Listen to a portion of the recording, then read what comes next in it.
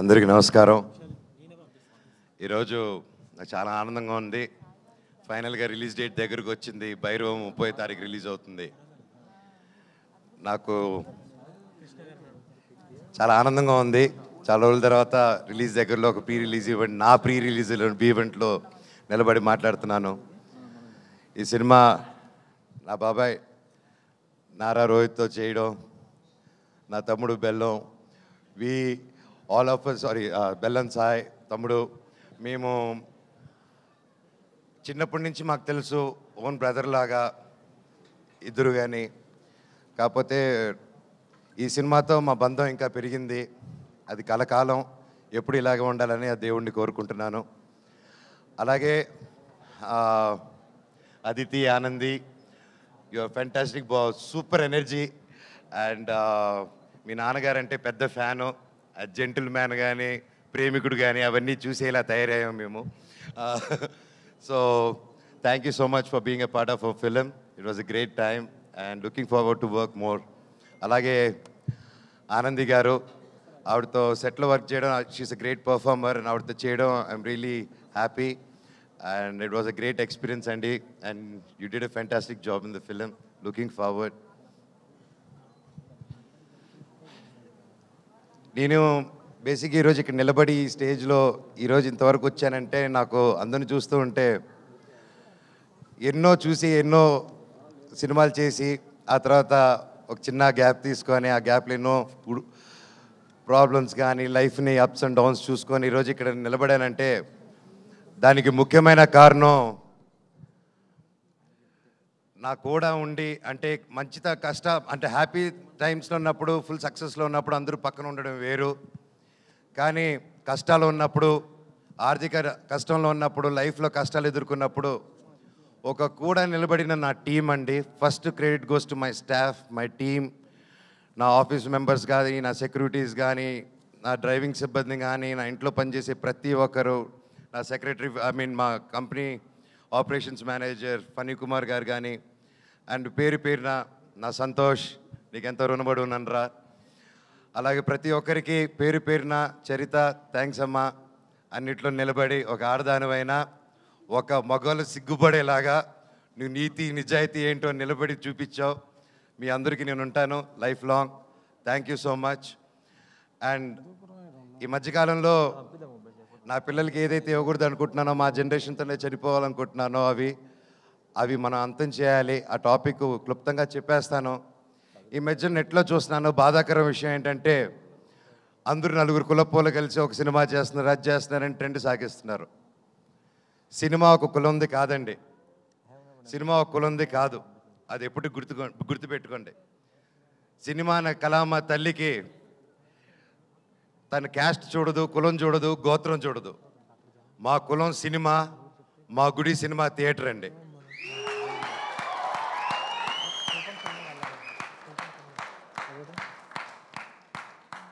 Cinema ticket చిరిగేటప్పుడు ఇది రెడ్డి సినిమానా, కమ్మ సినిమానా, కాపు సినిమానా, క్రిస్టియన్ సినిమానా, హిందూ సినిమానా, ఎవరి సినిమా అని చూడరు.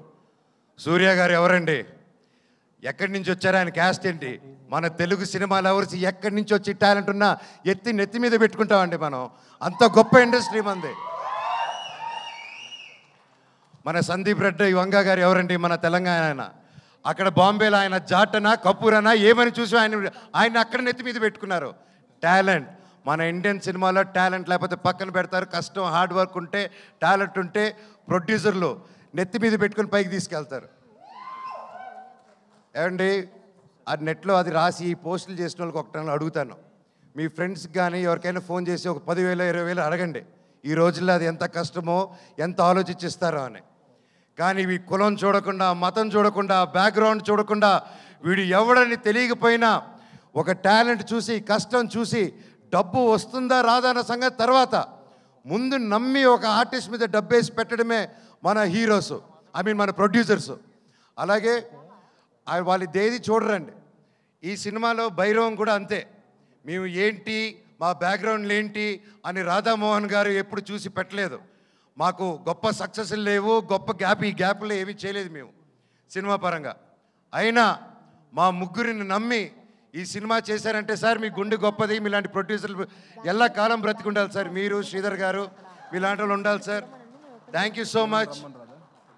మీరు ఆయన సినిమా 2 సంవత్సరాలు 1.5 year 2 years బ్యాక్ స్టార్ట్ చేసుకొని అది చేసుకుంటూ వచ్చే క్రమంలో వేరే పోర్షన్ షూట్ చేసే టైంలో లక్కీగా నాకు డేట్స్ దొరికి ఆ టైంలో విజయ్ గారు వచ్చి కథ చెప్పడం నాకు చాలా ఆనందం. Thank you sir.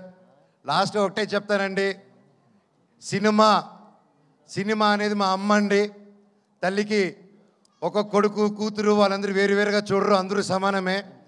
కొడుకు పొట్ట లావా పొడుగా కుంట గుడ్డ ఏదైనా ప్రాబ్లమా ఏది చూడరు. తల్లికి బిడ్డే ప్రాణం పెట్టి చూసుకుంటుంది. సినిమా కూడా అంతే. మా తల్లి మేమందరూ సమానం.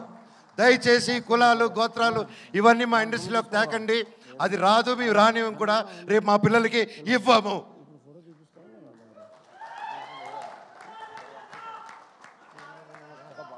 అద్భుతంగా తమ్ముడు కరెంటు తీగ ఇక్కడ. అలాగే ఈ మధ్యకాలంలో బాయ్కాట్ ట్రెండ్ ఒకటి నడుస్తుంది. అది చూశాను. అది చూసి ఎందుకు, బట్ అది నాకు మాట్లాడాల్సిన అవసరం, సో అది చెప్తాను. నాకు అది చెప్పకముందు నా డైరెక్టర్ గారి గురించి ఒకటి చెప్పాలి. విజయ్ గారు ఇది most confident, most hard working, most మనసు పెట్టి డెడికేటెడ్గా ఒక అబద్ధాలు చెప్పకుండా 10 మందికి సేవ చేసుకుంటూ బ్రతికేదే మా డైరెక్టర్ గారు అండ్ హిస్ టీమ్. ఇప్పుడు మా డైరెక్టర్ గారిని ఎప్పుడో ఎవరో ఏదో పోస్ట్ పెట్టారో పెట్టలేదో తెలియదు, హ్యాక్ అయింది అంటున్నారు. సో అలాంటిది ఒక ట్రెండ్ది తీసుకొచ్చి దాన్ని ఒక ట్యాగ్ చేసి ఇంతమంది కష్టపడిన సినిమాని ఆ పోస్ట్ నిజమో కాదో తెలియదు, ఆ తెలియని కూడా ఆయన అలా ట్యాగ్ చేసి, ఆయన ఒకటి చెప్తానండి ఈరోజు సభాముఖంగా, నేను లేకపోతే నేను చెప్పను అలాగా. ఆయన పవన్ కళ్యాణ్ గారికి చిరంజీవి గారికి వీరాభిమాని అండి. ఆయన కానీ అనిల్ రావుపూడి గారు కానీ, రేపు అనిల్ రావుపూడి గారి సినిమా తీస్తున్నారు, చూడండి ఏ రేంజ్లో తీస్తున్నారో, నాకు తెలిసి ఎంత బాగా తీస్తున్నారు. మాకు ఒక ఫ్యాన్ బాయ్ సినిమా ఎలా తీస్తారో, ఒక ఫ్యాన్ బాయ్ ఆయన హీరోతో సినిమా తీస్తే ఎంత బాగా వస్తుందో మనకు తెలుసు. అలాగే ఆయనకి ప్రేమ లేకపోయింటే ఒక 2 సూపర్ హిట్లు ఇచ్చి 3వ సినిమా ఇంత పెద్ద సినిమా చేసే టైంలో ఆయన వెళ్ళి ఉస్తాద్ భగత్ సింగ్ని 2nd యూనిట్ డైరెక్ట్గా చేస్తాను, నాకు ఒక్క సీన్ ఇవ్వండి పవన్ కళ్యాణ్ గారిని డైరెక్ట్ చేయని ఆయన డబ్బు కోసం చేయలేదు, ఏదో ఒక పేరు వచ్చేయాలని చేయలేదు. అది ఒక ప్యూర్ ప్యాషన్ అండి. ఏమంటే నేను ఒకటే చెప్తాను, ఆయన మెగా ఫ్యాన్స్లో ఒకరు, అండ్ అది నేను గర్వంగా చెప్తాను ఆయన గురించి. ఈరోజు ఒకరిని అభిమానించి ప్రేమించి జీవితాంతా ఆరాధించి అందరూ ఒక గ్యాంగ్గా ఉన్నప్పుడు సడన్గా అందరూ తిరగబడి అందరు నిన్ను ఒక్కడిని చేసి నేను ఒక అన్ని తప్పుడు మాటలు చెప్తుంటే నీ గురించి అది ఎంత కష్టమేస్తుందో, ఎంత ఒక మనిషి క్షీణించిపోతాడో అది పడేవాడికి నాకు తెలుసండి. ఈరోజు మా డైరెక్టర్ గారిది కూడా అదే పరిస్థితి నాకు తెలుసు. గత 2 రోజులుగా ఇంక ఎవరైనా పట్టించుకున్నాడు, ఆయన డోంట్ కేర్ అనే వ్యక్తి. ఆయన సొంత కుటుంబం అనే మెగా ఫ్యాన్స్ ఆయన మీద అంటుంటే ఆయన అలా డల్గా అయిపోతే నేను అది చూడలేకపోతున్నాను. డైరెక్టర్ గారు మీది మంచి మనసు, మీరేంటో మా అందరికీ తెలుసు.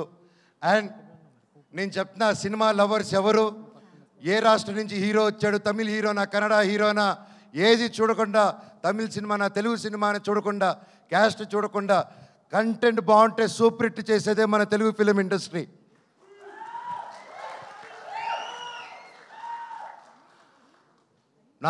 మన మెగా అభిమానులు కూడా, మెగాస్టార్ల అభిమానులు కూడా, మీరు కూడా వీర సినిమా లవర్సు. మీరు ఎంత పెద్ద పిల్లరో ఒక సినిమా ఇండస్ట్రీకి అందరికీ తెలుసు. మీరు కూడా మా అందరికీ సపోర్ట్ చేయాలి.